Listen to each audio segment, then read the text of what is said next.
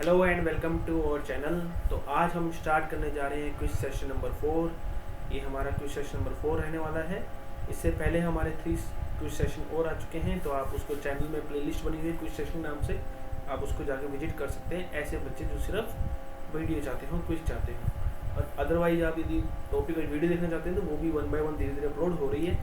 सो चलिए शुरू करते हैं कि किसी तांबे के तार को खींचकर लंबाई में 1% की वृद्धि कर दी जाए तो प्रतिरोध में परिवर्तन कितना होगा। If the length of the copper wire is increased by 1% then the change in resistance will be. तो पहली बात, ऐसे क्वेश्चंस बड़े इंपॉर्टेंट हैं, नेवी के अंदर आते रहते हैं ऐसे क्वेश्चन। ठीक है, मैंने इसके अलावा ये वीडियो में भी कराया हुआ है, तो पहले आप पॉज करके आप खुद ट्राई करें 1 मिनट के अंदर। ठीक है, देखिए कैसे करना है कि लंबाई में वृद्धि करी है तो इसके 2 तरीके हैं। कि मैंने आपको बताया था कि आर प्रोपोर्शनल टू क्या होता है, एल स्क्वायर।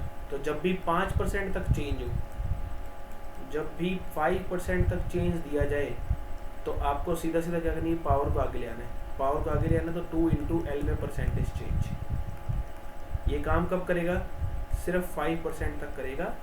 ठीक है, हो सकता है कई बार आपको ऐसा ऑप्शन मिल जाए कि 10% में भी काम कर जाए, क्योंकि अप्रोक्सीमेट होता है। अप्रोक्सीमेट 5 भी ले सकते हैं, लगभग 6 भी ले सकते हैं, कई बुक्स में 10 भी लिया जाता है। तो 2 इंटू एल में चेंज, एल में चेंज कितना है बेटा, एल में चेंज है 1%। तो 1% है तो हमारे पास कितना आ जाएगा आंसर, 2%। अब 2% तो आ गया, अब लेकिन ये नहीं पता कि 2% इंक्रीज या डिक्रीज, तो इसने ये बोला है कि वृद्धि कर दी जाए। मतलब इंग्लिश में पढ़िए, इंग्लिश में क्या लिखा हुआ है, इंक्रीज कर दिया जाए, बढ़ा दिया जाए। बढ़ा दिया जाए तो रेजिस्टेंस भी क्या होगा, बढ़ेगा, क्योंकि समानुपाती है, प्रोपोर्शनल है, बढ़ेगा। तो हमारा आंसर क्या आएगा, आंसर आएगा option number b, 2% increase. Next question आता है, एक तांबे के तार को खींचकर लंबाई को 10% बढ़ा दिया। अब देखो यहाँ 10% बढ़ाया है, तो 10% के लिए क्या करना पड़ेगा, और सारे आंसर देखो 20 भी है तो 22 भी है, मतलब यहाँ अप्रोक्सीमेट काम नहीं चलेगा। तो कैसे करें, तो R proportional to l square. पहला तरीका, आप सबको 100 मान लो, सबको 100 मान लो, मतलब R भी ये 100 था, पहले ये भी 100 था, तो ये हो गया 100 का स्क्वायर। ठीक है, मतलब आप क्या कर लो, R भी 100 मान लो, और R2 आपको पता नहीं, तो ये आपको 100 का स्क्वायर हो गया, और ये हो गया आपके 110 का स्क्वायर। क्यों, क्योंकि 100 में एक नंबर का 1% होता है, तो 10% मान लो, 10% बढ़ गया, 100 से 110 हो गया। तो ऐसे में क्या आएगा, 100 बटे R2 बराबर 100 गुना 100 बटे 110 गुना 110। तो ऐसे में ये 100 and 100 will get cancel, so 0 and 0 will get cancel. So हमारे पास यहाँ से R2 कितना आएगा, R2 आएगा 121। तो आंसर क्या आएगा, वही 100 था, पहले R 100 था। देखिए मेरे पास R proportional to l square है, तो मैं क्या इसको ऐसा लिख सकता हूँ कि R1/R2 equal to L1/L2 square. ठीक है, तो ऐसे में क्या होगा, R1 रखा 100 और ये रखा R2 और ये रखा क्या हमने 100 स्क्वायर, और ये रखा हमने क्या 110 स्क्वायर। तो बस इसे सोल्व कर लिया, तो 121, और पहले कितना था, 100 था, अब 121 हो गया, तो कितने परसेंट आंसर आ गया, 21%। दूसरा तरीका, जहाँ भी कहीं ऐसा हो तो आप क्या कर सकते हो, इसका shortcut 2L plus minus L square upon 100, ये फॉर्मूला लगा सकते हो आप। लेकिन प्लस कब लगाना है, जब इंक्रीज हो रहा हो, माइनस कब लगाना है, जब डिक्रीज हो रहा हो। तो यहाँ हमारे पास क्या है, इंक्रीज है, बढ़ रहा है, और बढ़ रहा है तो हम क्या लेंगे, इंक्रीज लेंगे। इंक्रीज के लिए क्या है, प्लस लगाना है। सो 2 इंटू एल में चेंज कितना दिया गया, 10 प्लस 10 का स्क्वायर, मतलब क्या हो गया 100, मैंने डायरेक्ट कर दिया ये। सो 10 का स्क्वायर हो जाएगा हमारे पास यहाँ पे। ठीक है, सो देखिए यहाँ हो जाएगा हमारे पास 10 का स्क्वायर अपॉन 100, तो हमारे पास क्या आएगा 20 प्लस 1, कितना परसेंट आ जाएगा, 21% आंसर यहाँ से भी आएगा। तो 2 तरीके हैं इसके आपके पास। ठीक है, नेक्स्ट आता है कि निम्न में से सबसे कम तरंग दैर्ध्य किसकी होती है। तो इसको याद करने की ट्रिक बना रखी है हमने, जो क्या है, हालांकि ऐसा कुछ बड़ी ट्रिक नहीं, तो radio, micro, infrared, visible, ultraviolet, X rays, gamma rays, frequency. क्या मतलब है, इसको हम बोलेंगे Rashmi is very unique ex girlfriend, है ना, थोड़ी फनी सी है। Rashmi is very unique ex girlfriend. Rashmi मतलब आर से बना, रश्मि का बना आर, मी का मतलब माइक्रो, आई मतलब इंफ्रारेड, वी यहाँ वी मतलब वॉयलेट, ठीक है, वॉयलेट मतलब पराबैंगनी, यू मतलब अल्ट्रावायलेट, सॉरी वॉयलेट मतलब बैंगनी की नहीं, विजिबल, सॉरी वॉयलेट मतलब विजिबल, यू मतलब यूनिक, ठीक है, एक्स मतलब एक्सरेज, और जी मतलब गामा, और एफ का मतलब कि इस तरफ जाने पर क्या बढ़ती है, फ्रीक्वेंसी बढ़ती है। और फ्रिक्वेंसी बढ़ेगी तो लैम्डा क्या होगा, कम होगा। आवृत्ति बढ़ेगी तो हमारे पास लैम्डा क्या होगा, कम होगा। तो ये क्या है, लैम्डा होता है तरंग दैर्ध्य, ठीक है। इंग्लिश में हम इसे क्या बोलते हैं, इंग्लिश में हम इसे वेवलेंथ बोलते हैं। तो क्वेश्चन इंग्लिश में क्या बनता है, विच of the following wave have the least wavelength. So frequency जिसकी सबसे ज़्यादा, वेवलेंथ उसकी सबसे कम। तो गामा वेव का हमारा क्या आ जाएगा, आंसर आ जाएगा। तो आप ये याद रखें, Rashmi is very unique ex girlfriend, ठीक है, वैसे ही आपको याद रहेगा बच्चों को। वह कितनी गहराई है जहाँ पर गुरुत्वाकर्षण का मान पृथ्वी के पृष्ठ के गुरुत्वाकर्षण के मान का 1/n गुना हो जाता है। सो देखिए, गहराई पर हमारे पास क्या फॉर्मूला होता है, गहराई पर होता है g × 1 - d/r, ठीक है। तो g का मान क्या हो गया, g/n, क्योंकि 1/n गुना हो जाता है, इंटू 1 - d/r। तो g से g क्या हो जाएगा, कट जाएगा। तो हमारे पास क्या आएगा, 1/n बराबर 1 - d/r। सो d/r कितना आएगा, 1 - 1/n। सो हमारे पास d कितना आएगा, d आएगा r इंटू 1 - 1/n। ये हमारे पास आएगा आंसर। सो r इंटू 1 - 1/n। लेकिन ऐसा ऑप्शन नहीं है तो कोई बात नहीं, हम इसे सोल्व कर लेते हैं थोड़ा। सो n - 1/n, एलसीएम ले लेंगे, तो ये हमारे पास आंसर आ जाएगा। तो हमारे पास आंसर आ जाएगा। तो आप इसको वैसे भी याद रखें, फॉर्मूला लर्न रखें सीधा सीधा, क्योंकि आपको कई बार ऐसा होगा कि कई बार सिर्फ डायरेक्ट इसको लगाना पड़ जाएगा। नेक्स्ट आता है कि r दूरी पर रखे दो विद्युत देवों के मध्य लगने वाला बल किसके अनुक्रमानुपाती होगा। तो देखो, जब भी दो द्विध्रुव रखे होते हैं P1 और P2 इस तरह से, तो इनके बीच में बल लगता है, इसे इंट्रैक्शन फोर्स भी कहते हैं, आकर्षण बल। इसका फॉर्मूला होता है 6K P1 P2 r⁴, ठीक है। r क्या है, दो द्विध्रुवों के बीच की दूरी है। सो यहाँ से जो f आएगा वो क्या आएगा, 1/r⁴ के क्या आएगा, प्रोपोर्शनल आएगा। तो आंसर आएगा ये। नेक्स्ट आता है, एक धनावेश को निम्न विभव से उच्च विभव की ओर ले जाया गया तो विद्युत स्थितिज ऊर्जा। देखिए, किए गए कार्य का सूत्र क्या होता है, बाह्य बल द्वारा किए गए कार्य, W एक्सटर्नल, ठीक है। इंग्लिश में क्या है कि if a positive charge move from low region to higher region, मतलब हायर पोटेंशियल से लो रीजन पोटेंशियल तरफ ले जाया गया, तो हमसे पूछा गया कि what will be the energy of the system, potential energy पर क्या फर्क पड़ेगा, तो हमसे ये पूछा गया। सो देखिए, क्या करना है कि एक्सटर्नल वर्क का फॉर्मूला क्या होता है, तो एक्सटर्नल वर्क का फॉर्मूला होता है जिस आवेश को आप लेकर जा रहे हो into V final minus V initial, ठीक है। तो Q इंटू, अब कह रहा है V फाइनल हायर है, V इनिशियल लोअर है, तो मतलब ये क्या आने वाला है, पॉजिटिव आने वाला है। तो वर्क डन कैसा आने वाला है, पॉजिटिव आने वाला है। अब वर्क डन क्या होता है, चेंज इन स्थितिज ऊर्जा, मतलब पोटेंशियल एनर्जी के अंतर के बराबर होता है। तो पोटेंशियल एनर्जी का वर्क डन कैसा आ गया, पॉजिटिव आ गया। वैल्यू पॉजिटिव आ गया तो आंसर क्या आएगा, इंक्रीज आ जाएगा, ठीक है। नेक्स्ट आता है E जब 0 हो जाए तो V और R के साथ परिवर्तन होता है। तो देखो, E का वैल्यू क्या होता है, E का फॉर्मूला होता है माइनस का del V/del R। अब यदि E 0 हो गया, E 0 हो गया तो del V/del R भी 0 हो गया।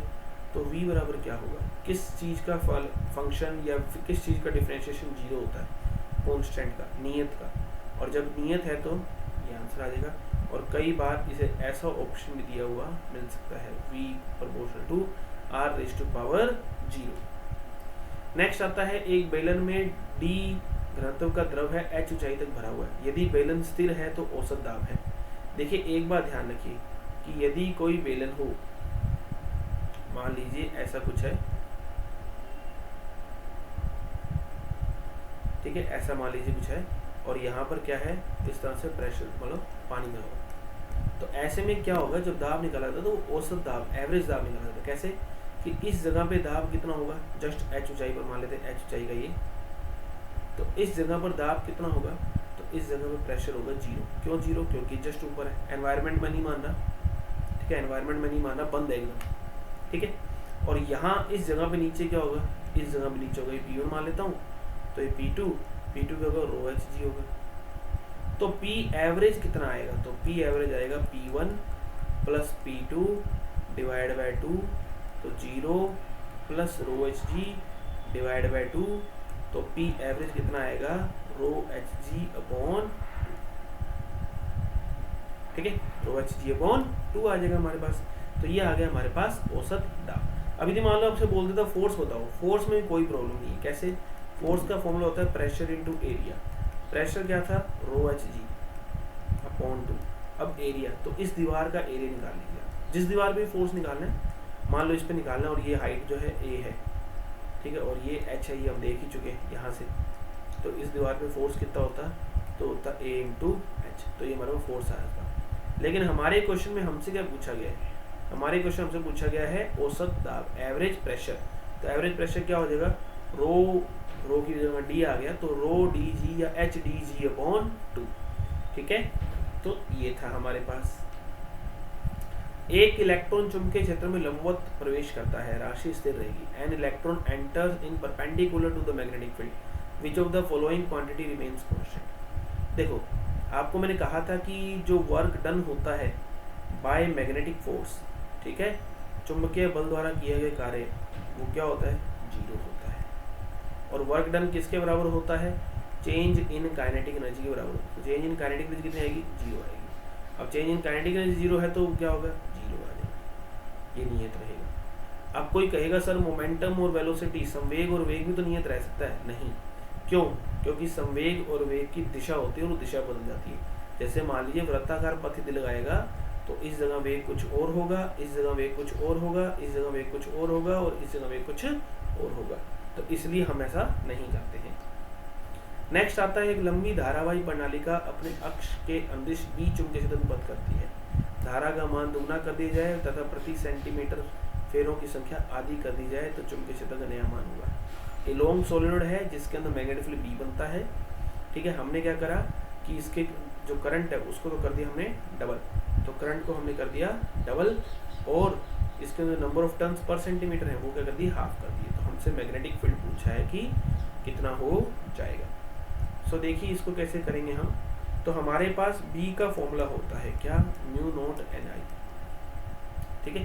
B का फॉर्मूला क्या होता है, म्यू नॉट एन आई होता है। तो हमने क्या कर दिया, करंट को तो B किसके प्रोपोर्शनल है, एन और आई के, है ना। अब हमने क्या कर दिया कि करंट को तो कर दिया डबल, तो करंट को कर दिया डबल, और जो फेरों की संख्या थी उसको कर दिया आधा, तो इसको कर दिया हाफ और इसको कर दिया डबल, तो 2 से 2 कट जाएगा। तो B क्या रहेगा, प्रोपोर्शनल टू आई, मतलब B क्या रहेगा, B ही रहने वाला है। तो आंसर क्या आएगा, ऑप्शन नंबर ए आएगा। एक बात ध्यान रखें कि यदि मान लीजिए प्रणालिका है, ठीक है, तो इसमें क्या होता है कि यहाँ पे साइडों में तो कितना होता है, साइडों में होता है B/2, साइडों में डिवाइड बाई 2 होता है, और अंदर कितना होता है, यहाँ तक अंदर B होता है, तो B की वैल्यू ये आती है, ठीक है। नेक्स्ट आता है B की बीमा है, डायमेंशन ऑफ B। अब देखिए डायमेंशन ऑफ V निकालने के काफ़ी तरीके हैं। कैसे कि आपको बस फॉर्मूला पता होना चाहिए। मेरे को एक फॉर्मूला ये भी पता है कि F = BL sin थीटा होता है। अब sin थीटा तो कुछ लेना तो नहीं है, क्यों, because it does not have dimension, इसके पास कोई डायमेंशन नहीं होती। F क्या होता है, F होता है m1 L1 T-2। F की डायमेंशन याद जरूर रखें, कई बार काम आती है।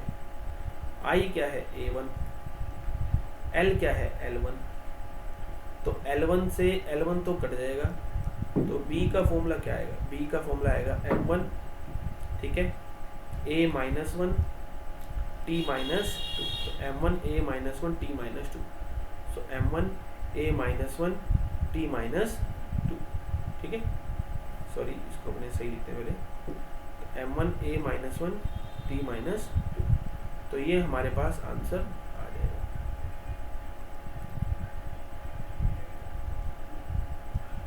ठीक है, m1 A-1 T-2, तो ये हमारे पास आंसर आ जाएगा। नेक्स्ट देखिए क्या आता है हमारे पास कि कोई एक क्या है, मैग्नेटिक फील्ड के अंदर इलेक्ट्रॉन है, ठीक है, एक इलेक्ट्रॉन है मैग्नेटिक फील्ड के अंदर एंटर करता है, ठीक। तो उसकी जो रेडियस है वो किसके रेडियस में, त्रिज्या जो है किसके समानुपाती होगी, चार्ज के, मैग्नेटिक फील्ड के, चाल के, उपरोक्त में से कोई नहीं। तो चार्ज, मैग्नेटिक फील्ड, स्पीड और नन ऑफ दीज, तो ये हमसे पूछा गया। तो देखिए कैसे करेंगे। तो R का फॉर्मूला क्या होता है, R का फॉर्मूला होता है mv/qb, ठीक है, ना याद रहे कोई दिक्कत नहीं। जब चुंबकीय क्षेत्र में प्रवेश करेगा तो क्या लगेगा, QVB, QVB क्या होता है, mv²/r, V से V क्या हो जाएगा, कट जाएगा, तो R क्या आएगा, mv/qb आ जाएगा, ठीक है, mv/qb आ जाएगा। अब इसमें क्या है, रेडियस पूछी है, तो Q नहीं भैया, इनवर्सली प्रोपोर्शनल है, मैग्नेटिक फील्ड नहीं, इन्वर्सली प्रोपोर्शनल है। स्पीड, हाँ स्पीड प्रोपोर्शनल है। और इसी फॉर्मूले को मैंने कहा था बहुत से तरीके से लिख सकते हैं।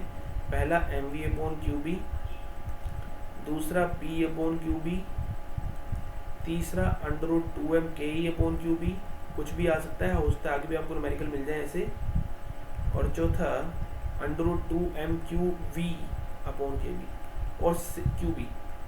और ऐसा ही फॉर्मूला सेम आपको वापस से देखने को मिलेगा कहाँ, मतलब ये चीज़ की जो एम बी और ये वाला कहाँ, डी ब्रोगली वेवलेंथ के अंदर। वहाँ क्या होता है h/mv, h/p, h/√2m/ke। समझ पा रहे हैं सिमिलैरिटी, डी ब्रोगली की वेवलेंथ सेम, ये चीज़ एम बी की यहाँ से मिलेगी।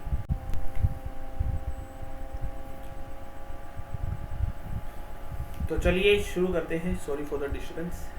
देखिए क्वेश्चन क्या है। नेक्स्ट क्वेश्चन है हमारे पास, विपरीत दिशा में प्रवाहित हो रही धाराएं एक दूसरे को क्या करती हैं।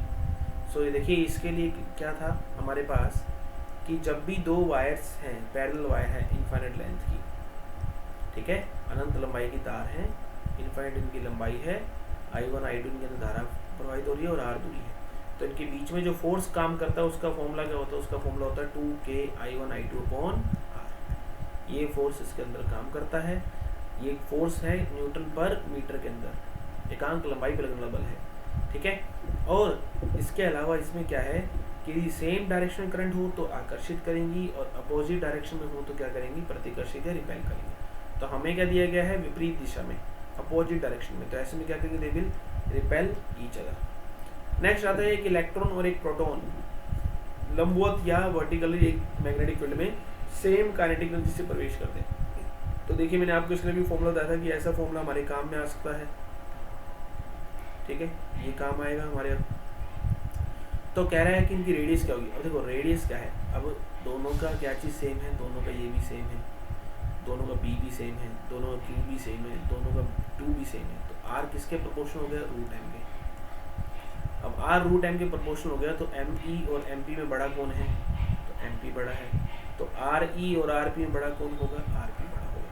लेकिन आपसे पूछना है जिस कर्व किसका ज़्यादा होगा, कर्व मतलब घुमाव किसका ज़्यादा होगा, तो कर्व जो है इनवर्सली प्रोपोर्शनल, तो कर्व होता है इलेक्ट्रॉन का ज़्यादा और इसमें क्या आता है फिर ऐसे आता है, ठीक है। चलिए नेक्स्ट आता है कि इलेक्ट्रॉन है हॉरिजॉन्टल डायरेक्शन के अंदर मुड़ता है जहाँ मैग्नेटिक फील्ड है वर्टिकल डायरेक्शन के अंदर। वर्टिकल डायरेक्शन के अंदर मतलब क्या हो गया, वर्टिकल डायरेक्शन के अंदर हो गया, इसका मतलब क्या है, देखो ये है हमारा मैग्नेटिक फील्ड यूँ वर्टिकल डायरेक्शन में, ठीक है। और हमारे पास जो वेलोसिटी है वो है इस डायरेक्शन के अंदर। तो बोला गया कि जो है ये कैसा पाथ होगा, ये तो पता है कि सर्कल होगा, है ना, ये तो पता है कि वृत्ताकार होगा। क्वेश्चन हिंदी में आपको बताता हूँ। एक इलेक्ट्रॉन क्षैतिज दिशा में क्या करता है, चुंबकीय क्षेत्र में प्रवेश करता है, चुंबकीय क्षेत्र ऊर्ध्वाधर दिशा में है। तो हमसे बोला गया बताइए कि इलेक्ट्रॉन का पथ कैसा होगा। तो पहला ऑप्शन है क्षैतिज से 45 डिग्री क्वेश्चन पर, दूसरा है हॉरिजॉन्टल पे मतलब क्षैतिज प्लेन तल के अंदर, तीसरा है वर्टिकल तल के अंदर और चौथा है पैराबोला हॉरिजॉन्टल तल के अंदर। अब इसको कैसे निकालेंगे, देखिए तो हम बल की दिशा निकालते हैं। जब कैमरे में देख पा रहे देखिए नीचे स्क्रीन की तरफ बल लग रहा है ऊपर की ओर, बल किस तरफ लग रहा है, ऊपर की ओर लग रहा है, ठीक है। वेग किस तरफ है, इस तरफ है, तो बल कैसा लगेगा, बाहर की ओर लगेगा, मतलब बाहर की ओर क्या है, इसका ये केंद्र है, यहाँ बल यूँ लग रहा है। तो बल यूँ लग रहा है तो केंद्र के चारों ओर घूमेगा, तो केंद्र के चारों ओर घूमेगा तो कैसे घूमेगा, अभी देखो यूँ तो घूम नहीं सकता, क्षैतिज में यूँ तो घूम नहीं सकता, तो केंद्र तो यहाँ है, तो कैसे घूमेगा, ऐसा घूमेगा चारों, क्योंकि बल इस पे कैसा लग रहा है, देखो ये यूँ जा रहा है और बल इस पे यूँ लग रहा है, तो ये कैसे घूमेगा, ये ऐसा, तो बल इस पे यूँ लग रहा है, आप यूँ जा रहे हो और मैं आप पे यूँ उस तरफ बल लगा दूँ, तो आप कैसे घूम जाओगे, क्षैतिज तल में घूम जाओगे सीधा। तो आंसर क्या आ जाएगा हमारा, हॉरिजॉन्टल तल के अंदर, क्षैतिज तल के अंदर आ जाएगा, ठीक है। वरना आपको ये भी ध्यान होगा कि तीनों एक दूसरे क्या होते हैं, लंबवत होते हैं। यदि वाई में आपके पास क्या लग रहा है, वाई में आपके चुंबकीय क्षेत्र है, एक्स में आपके पास क्या है, वेग है, तो बल कहाँ होगा, जेड में होगा। अब जेड में बल होगा तो आप सोचो कैसा बनेगा, ठीक है। एक कण चुंबकीय क्षेत्र 30 डिग्री से झुके हुए पथ पे गति करता है, कण का पथ थीटा डिग्री कोण पे पथ कैसा होता है, हेलिक्स होता है, तो आंसर सीधा सीधा हेलिक्स आ जाएगा। एक पार्टिकल है एंटर करा v वेलोसिटी से, तो हमसे पूछा है त्रिज्या का सूत्र क्या होगा, तो mv/qb, डी आंसर इसका होगा, ठीक है, आंसर क्या आएगा हमारे पास, डी आ जाएगा। चलिए, तो आंसर आ जाएगा हमारे पास डी, सीधा सीधा फॉर्मूला है। अभी मैंने आपको पहले ही बताया था, M B upon Q B, या क्या हो सकता है पी अपॉन क्यू बी, या क्या हो सकता है √2m/ke अपॉन क्यू बी। ठीक है, इस तरह से फॉर्मूले हो सकते हैं। नेक्स्ट आ रहा है, अब देखो सेम काइनेटिक एनर्जी आ गया ना, सेम काइनेटिक एनर्जी। और ये क्वेश्चन आई थिंक रिपीट भी हुआ गलती से, लेट मी चेक। हाँ, ये रिपीट हुआ है, तो सॉरी फॉर दैट। तो अभी जैसा हमने इसके अंदर निकाला था, अब आप खुद क्लिक करेंगे, क्या होगा इसका आंसर, ये होगा आर प्रोपोर्शनल था किसके, √m के। ठीक है, तो ये हमारा होता है आज का क्विज सेशन पूरा। आज के हमारे क्वेश्चन यही तक के थे। नेक्स्ट क्विज सेशन के अंदर हम और अच्छे अच्छे क्वेश्चंस लेके आएंगे। और ये आपको मैं बता दूं कि आने वाले क्विज सेशन के अंदर धीरे धीरे और ज़्यादा नंबर ऑफ क्वेश्चंस बढ़ते जाएंगे। ठीक है, और धीरे धीरे मैं सिलेबस को भी वाइड करता जाऊँगा। नेक्स्ट टेस्ट के अंदर मैं SHM और वेव्स इंक्लूड करूँगा। तो आपको क्या करना है, SHM वेव पढ़ के रखना है। उसके जो भी डाउट हो, व्हाट्सएप ग्रुप है आपके पास, मेल है, उस पर मैसेज करिए। So thank you, have a nice day. पढ़ते रहिए, जय हिंद, और चैनल को शेयर करते रहिए। Thank you.